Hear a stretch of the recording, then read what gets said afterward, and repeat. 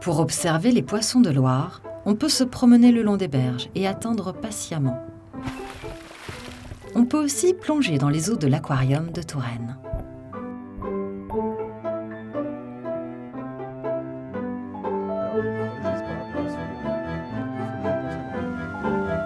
On reconnaîtra les truites et les saumons.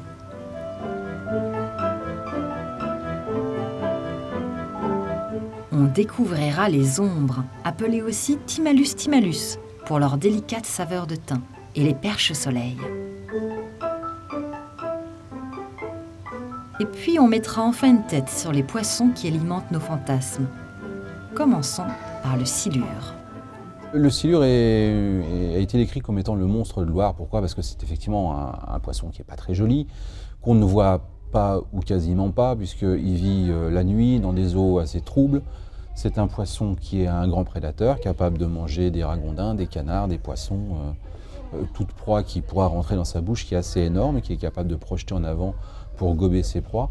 Dans les faits, ce n'est pas un monstre, c'est-à-dire qu'à le côtoyer, on se rend compte que c'est un animal craintif.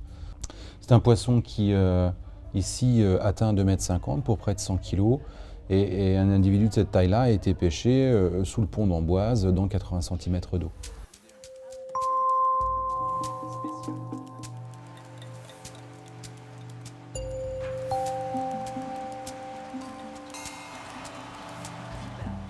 Poisson serpentiforme, l'anguille attend elle aussi le crépuscule pour se nourrir. Un dernier frisson avec la lamproie, qui suce entièrement le sang de ses proies.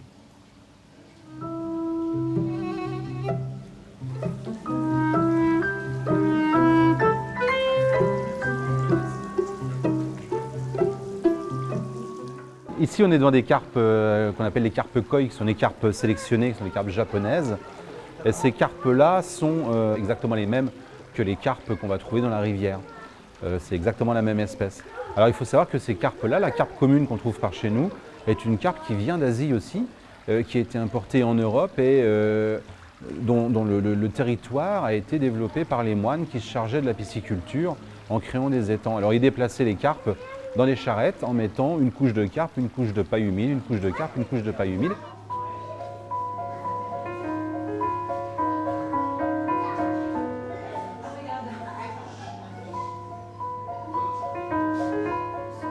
Alors on remarque que les poissons sont des animaux qui sont aquatiques, strictement aquatiques, et comme ils vivent dans l'eau, leur œil ne se dessèche pas. Ils n'ont donc pas besoin d'avoir une paupière. Quand un animal n'a pas de paupière, il génère assez peu d'empathie de la part de l'homme, et de ce fait, les poissons sont souvent extrêmement maltraités. Quand on pêche des thons qui ont 20 ans d'âge, qu'on les gaffe avec une pièce métallique, qu'on leur enfonce dans le dos pour les sortir de l'eau, c'est quelque chose d'assez violent, évidemment. Mais ce n'est pas perçu parce que ce sont des animaux avec un œil qui est perçu comme un œil morne, un œil sans expression. Peut-être est-ce la raison pour laquelle, dans les dessins animés, les poissons ont tous des paupières et de longs cils.